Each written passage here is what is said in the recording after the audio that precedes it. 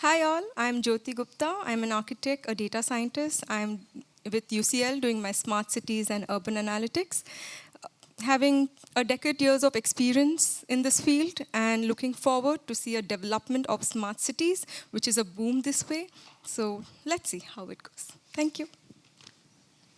Hi everyone, I'm Julie Alexander, Director of Technology and Innovation at Places for People.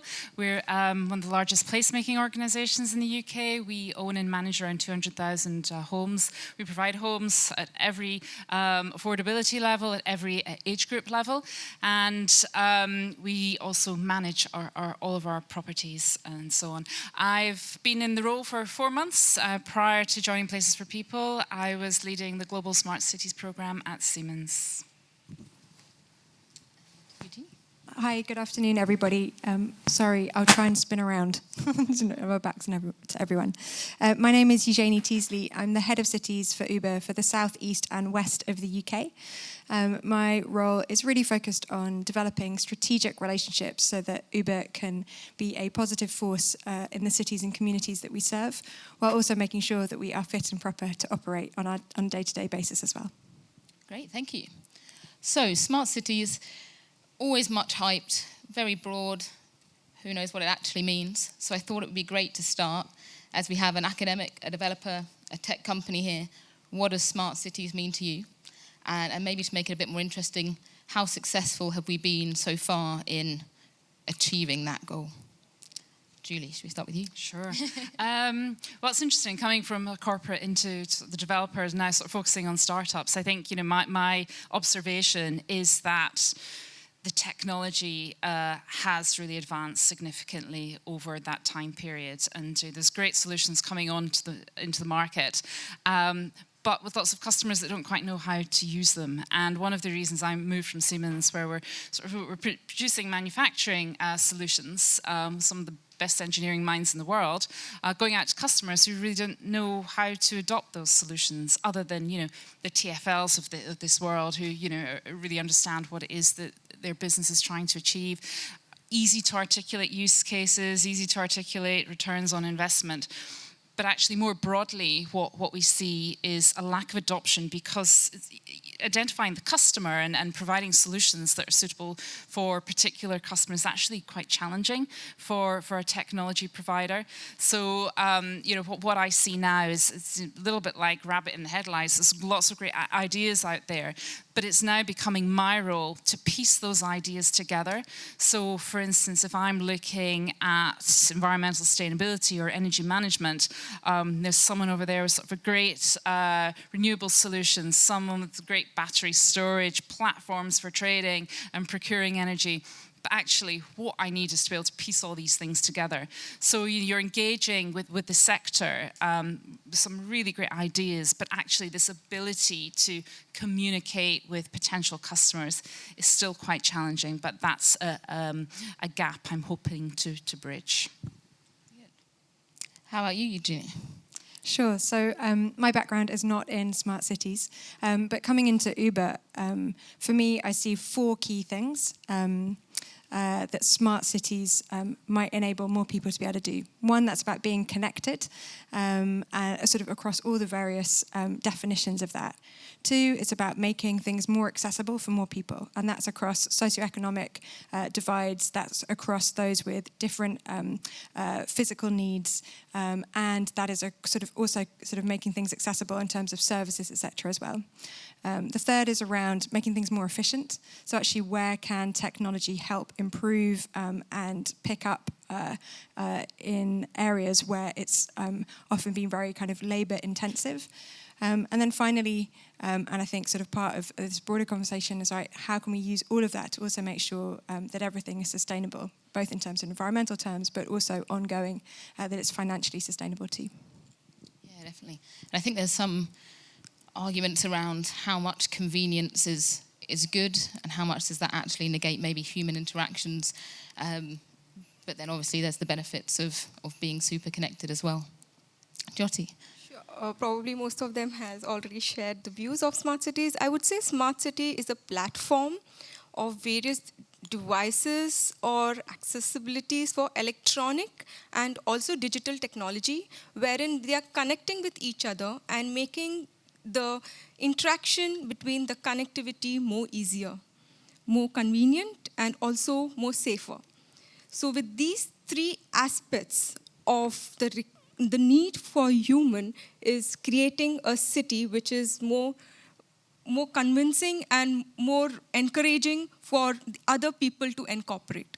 So there are various examples, there are various research papers, articles that's already been published, and for example, Mr. Betty, he is working on spatial analytics of how complexity the system is and how the data is generating it and what we can predict from the data. So, Great. I think from my perspective, in terms of the journey smart cities have been on over the last 10 to 15 years, I'd say that it started as a very top-down type approach with the IBMs putting in kind of huge platforms.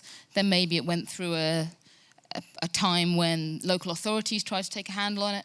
And I think now, especially with people like Uber here, we're seeing kind of that peer-to-peer, private sector-led, but more democratic type smart city, which I think has its pros and cons. So in terms of your definitions of smart cities, how successful have we been? Anyone? Go for it. I will start being successful, because there's a lot of challenges involved in any journey that we start, because there is a changes that we are incorporating to the existing city, whether it's retrofit or for a new city, which we are going to start from a scratch. As this journey has been about 10 to 15 years, it's only on the development scene of the requirement from the city council to the requirement of what actually the city is available, based on their 8 parameters of the key defined smart cities. So yes, there are various prerequisites required to achieve the target. And there is a plan of 2020 to 2025 for the Europe and US for the target. And with regard to the Asian, it's 2030 for a thorough smart city, including Singapore and South Korea already being demarcated as one of the smart cities of the world. I suppose it's a mixed bag, I think, is my answer to that. There's some really interesting use cases and projects happening around the world, but large-scale adoption, I think, is what's lacking. And I look to what I'm doing now and in real estate, and what we can do in our sort of end-to-end role to really make a difference. And when you're looking at developing places, the fragmentation of that industry makes it so difficult, from the multiple actors in the design team through to the multiple actors within the construction process, and then the property managers and FM people at the end. The question would be, who takes ownership? And from a city's perspective, they have some powers over the land and the planning process, but then they're handing over the development to multiple private and public sector actors for them to deliver certain solutions in places and master plans.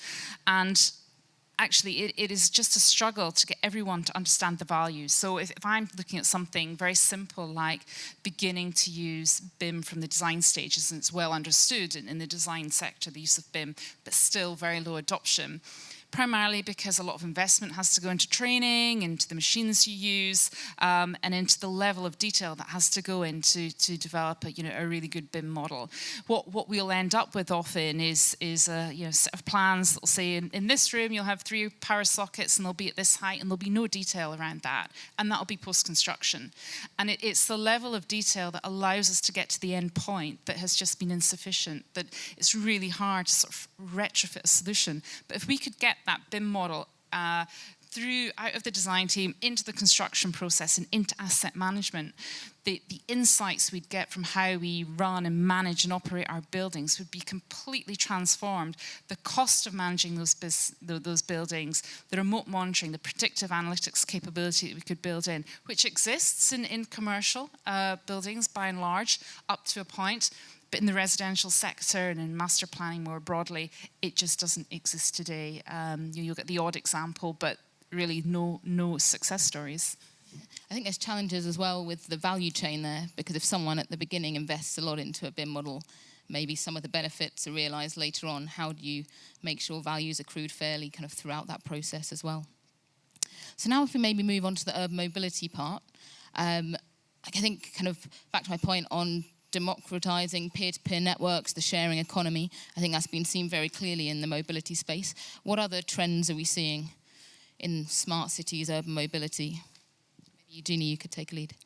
Sure. I think one interesting thing that we've seen with Uber in various cities across the world is how actually it can be a way of complementing the public transport that already exists. So when you think about mobility in a city, obviously mass transit, particularly in areas of high density, mass transit has to be there and has to be functioning effectively and well in order to get a lot of people to get to where they need to go. What we've seen when Uber has arrived in cities around the globe, and I'll give an example of London as we are here, that we see, for example, in the morning rush hour, around 30% of Uber trips in London are dropped off somewhere near a tube or train station, showing that there are a lot of people coming in for, say, the first mile using Uber and then going on the last mile on public transport. And that's something that we also saw when the night tube came into effect, that actually there were less rides or trips requested in the centre of London where the night tube suddenly was operating, but there were further trips on the edges going out in zones 3, 4, 5, etc., where the tube finished and they needed to get the last mile home. And that's something that Uber is really supportive of and wants to move forward in complementing public transport more. And for those of you, there might be a few of you in the room who, if you use Uber, it's slowly becoming available for people in London to be able to see public transport routes, so looking at the tube, bus, tram, etc., as well as then choosing which sort of Uber you might want to take, so that we're trying to sort of build that up. There's integrated ticketing services now in Denver in the US, so that's something that's really moving forward. And I think that as individuals, we don't often just have one mode of transport that we always use, that we tend to kind of pick and choose. And for those who like to ride share, whether it's in the UK or elsewhere, they often tend to also like using different forms of public transport too. So how do we make that better for the individual who needs to get from A to B in as smooth and seamless a way possible, and work together across those various different use cases and needs and scenarios? That for me is something that's really exciting. Definitely. And I suppose what I'm seeing more and more around London now and other cities in Europe is micro-mobility, so scooters, bikes, road place. Does anyone have any thoughts on that? And especially, I guess, how that's going to be maybe regulated in the future and controlled to be helpful rather than disruptive? Just briefly, there are, unfortunately, in the UK, e-scooters are not legal now, so you can't ride them either on a pavement or on the road. But I think there are various places that are looking to see how to pilot and change that, because people see that active travel and sort of non-vehicle sort of travel is actually something that can really help more people get further in dense city centres. Uber acquired a company last year called Jump, which is an electric assist bike share scheme that has launched in several countries around Europe recently, and it just had a soft launch in North London last weekend. So we'll be launching in the UK at some point not too long from now as well. I would like to add in that question. For the two-wheeler, probably I'm working with a team for the routing algorithm, wherein we are using the OpenStreetMap and also the map matching techniques, which is used to analyze how the pathway from the origin to the destination is being calculated and what is the frequency of travel, so that that data can be generated and later we can predict different kind of models. This will be helpful of how the data is analyzed, and it can be predicted in a different form of a two-wheeler or a bicycle type of mode of transportation. So that is more of smart mobility. That's interesting, actually. So that's very data-driven. So how are you dealing with, I guess, Uber, yourself as well, Julie, collecting huge amounts of data to be able to optimize your services? Obviously, data ethics is a huge thing at the moment, especially when maybe the public don't know what bits of data are being collected and used for what. So how are you approaching that, both, I guess, internally and also how you communicate that with the public?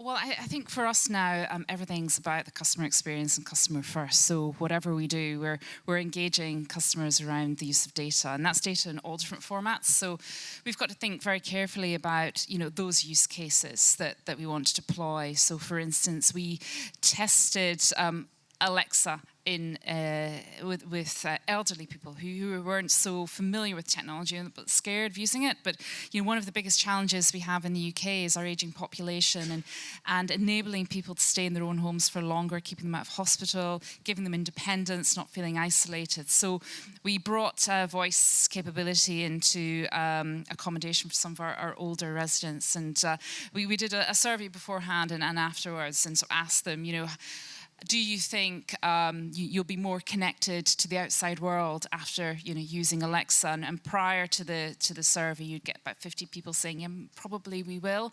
And then at the end of the survey, over 90% saying, having used this technology, we now feel more connected. We feel now we'll do more group activities, we'll get more involved in the community. So understanding, how these technologies impact people, how we're using the data, making them aware of the benefits, I think, is really important. But I mean, for us, I've sort of inherited an IT team who think it's all about the data. And whilst data is really important, actually, it's all about providing better homes, making lives more affordable. And so, without those use cases driving the data collection, the data analytics, then actually, if we know there's damp in our properties, for instance, but we don't know how to fix it, zero benefit to us knowing that. So in fact, it's probably more damaging if we were to know it and not do anything about it. So I'm thinking about what are those use cases? We are collecting that kind of data. How then do we interact with the property in an automated way, or how then do we interact with the resident in a way that helps remove that problem at the same time, rather than just let's capture the data. We've got lots of data. Actually, data's not really our problem, but I think now it's identifying those important use cases that's going to help us advance what we do as a business and support our customers as well.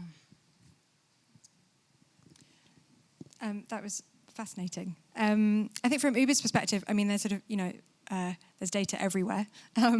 One of the things in terms of building relationships with cities is about sharing anonymized and aggregated data, so that what has previously been a big black hole of information around how and when people might use taxis, private hire, etc., now there's a bit of kind of light that can be cast onto that. And what is interesting in the UK, as opposed to elsewhere, is that actually there's a granularity of transport data available here that is often not available in other countries globally.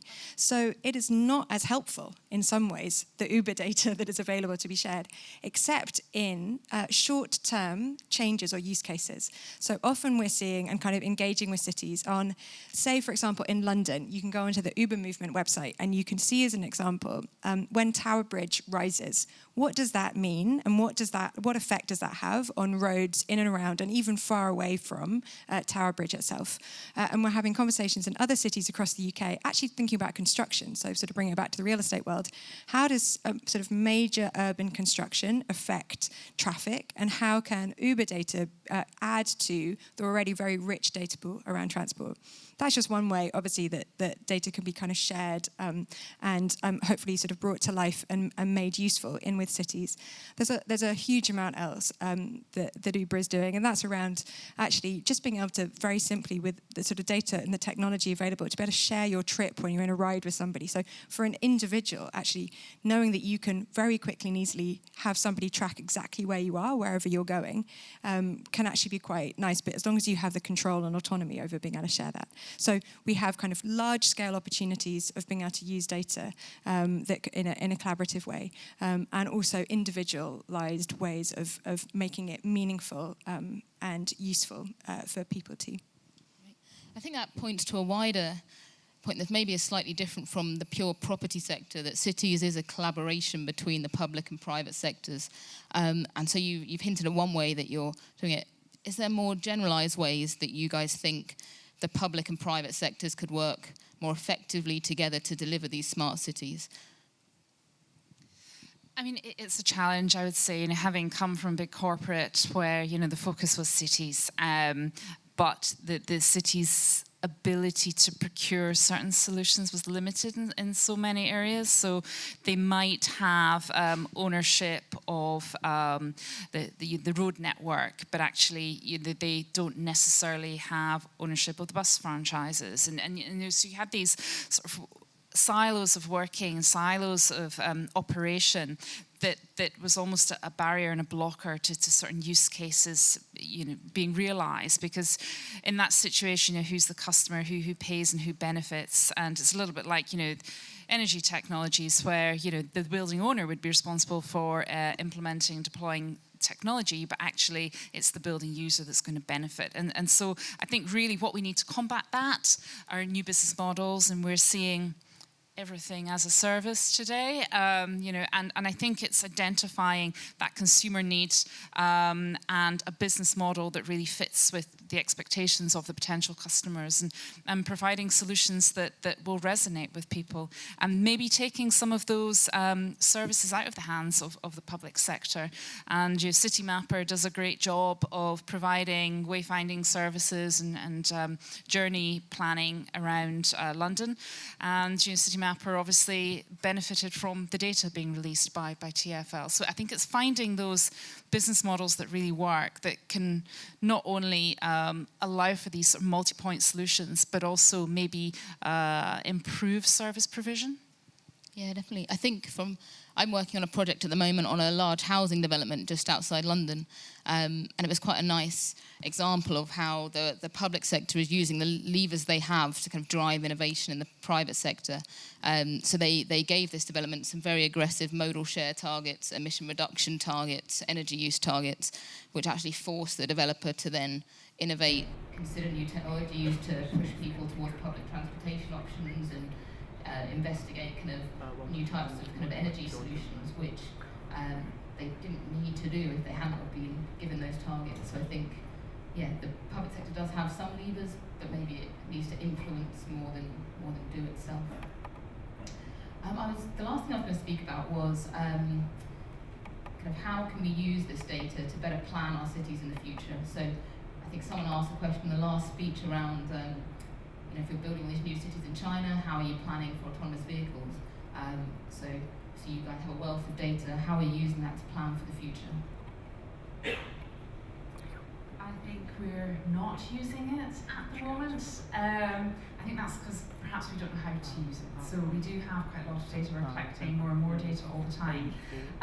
But it's, I suppose, moving that data into our urban planning teams, might sit in property management and in IT, but getting that into data-driven decision-making processes through design. So we would employ architects and urban planners to create that design. So we might hold the data. They might need that data to make certain decisions, and they're not used to using data. How might we use it? Well, it could be how do people use spaces more effectively? How do people want to use spaces? How do people want to use buildings? What are the new models of co-living and different lifestyle choices that people are making today? How do those things that are happening in today's world, today's society, feed into the design of future place? And I think this is something that we're looking at for student accommodation, which we're building accommodation today that the kids are currently 15 years old, so we'll be moving into this accommodation when it's built. And I'm thinking, these guys, they're very good at kind of gaming, they want to live their lives online, they're streaming all the time. How do we bring that Experience into their student life? How do we make their experiences of those years of their life something that really resonate with their lifestyle choices? So I think it is sort of working out, what do we want to use it for? What data have we got? How does it fit those use cases? And how do we bring those teams together so that we've got that shared understanding, the shared thinking around sort of future planning, future building? How about you with your transport data for the transport network? I mean, in terms of autonomous vehicles and the sort of future of mobility in that way, I think that everybody's pulled back on when they think autonomous vehicles are going to sort of dominate city centres.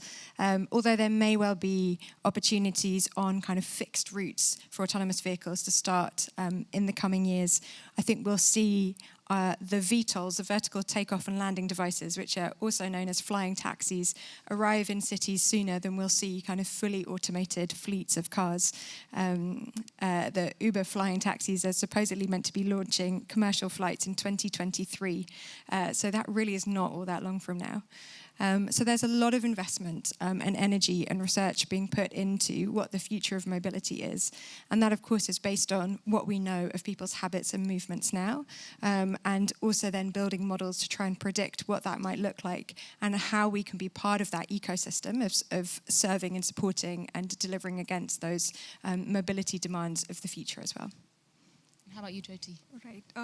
I would like to add here to use drone technologies, because that's the one which is using in live in Singapore, wherein we're using drone technology for a lot of postal services and also various aspects of delivery. Yes, there are a lot of challenges involved with that, because people now we can see moving around the sky, so that's something we are really handling, or probably it's a case study, a prototype of a city that we are experimenting with this kind of drone technology. We are seeing the positive and the negative, and how we can try to work on the weakness of the drone technology and see, because end of the day, what we are looking for as the smart city defined, to provide a better quality of living of human with the ease of time and ease of convenience needs provided for any person required in smart city with the use of digital technology. So with this example, apart from autonomous vehicles, shared vehicles, I think Boston is an example that's been using shared vehicles successfully, and that's really being a part of smart mobility. So there are a lot of bullet points around smart technologies with mobility being used, but we need to see how we can improvise it and use it in a better way so that the smart cities can really be beneficial for human with the positiveness provided, I think. Right, I think it's time for questions. Anybody want to put any questions to our panel on smart cities, urban mobility? We had one question from the app. Smart cities, what lessons are designers learning from the experience of the manufacturing industry in collaborating on setting standards and sharing data to develop services and demands? So maybe standardization. Any thoughts? Happy to take that one. Probably was for me. So I am trying to sort of wear my Siemens hat and bring that industrial digitalization thinking into what it is that we're doing today. So the government has recently talked about off-site first for construction, and there's a huge agenda around the industrial strategy for transforming the construction industry. So something that I've begun to talk about at Places for People is how do we build homes the same way that we build cars? And this is not about talking to other people within the construction industry. This is going to the Siemens of this world who have transformed food and beverage, aerospace, automotive sectors, and bringing them in to help people understand how you integrate systems, how do you integrate a design system with a manufacturing system, and providing that level of insight around digital twins that is so well optimized in industry. In fact, if you go out to the factory floor today, it's sort of the most advanced digital environment that you could find yourself in. So it's sort of, I would say, in the top 3 list of things that I'm certainly responsible for now in my new role. Anybody else want to add on standardization or manufacturing? No? Okay. Any other questions before we draw this to a close? Did you have any final points to put as we got a couple of minutes? No? Well, the last question I was going to ask is, what excites you most about this area? What could be possible? I don't know how many in the audience now were here for the previous talk on China and its rapid city development, which was just eye-opening, at least for me. I think to one of Julie's earlier points about how fragmented conversations are in and around cities in the UK and other places, maybe aside from China. For me, one of the exciting things is actually how do you pull the different voices, stakeholders, and perspectives together earlier on in order to have really rich conversations, so that the future of mobility in smart cities is not just about where you optimize putting a bus stop, but it's also thinking about the number of parking spaces that you need and whatever else it is, but really having those rich, round conversations early on, and to see where maybe we won't get to the same speed as in China, but maybe we can start kind of trying to pick up a little bit of speed in some of those conversations earlier on too. I would like to add, probably I have not mentioned it throughout my talk, on the sustainability. I think Smart City is a very good initiative to have the energy conservation, to have a smart grid introduced, and to enhance more of energy consumption reduction and, reduction of carbon into the transportation. So with all these factors, I think it's a major point for the smart technology to be being